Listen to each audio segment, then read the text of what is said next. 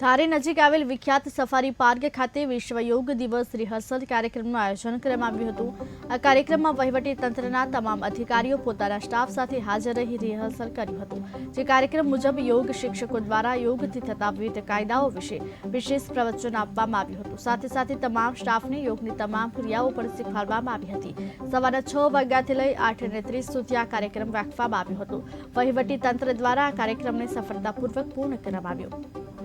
આવતીકાલે તારીખ 21 જૂન એટલે કે યોગ દિવસનો ઉજવણી આપણે કરવા જઈ રહ્યા છીએ।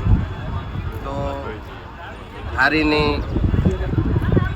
જનતાને આવતીકાલે જીએન દામાણી હાઈસ્કૂલ ખાતે યોગ દિવસની ઉજવણી કરવા માટે વહીવટી તંત્ર તરફથી આપને આ પધારવા માટે આમંત્રણ આપું છું અને આવતીકાલે બહોળી સંખ્યામાં મોટી સંખ્યામાં યોગ સવારે 7 વાગે યોગ દિવસની ઉજવણી કરવા માટે ધારીની જનતા ઉપસ્થિત રહે અને આ કાર્યક્રમને ખૂબ જ સફળતાપૂર્વક ઉજવીએ એના માટે હું સર્વ જનતાને આમંત્રણ આપું છું।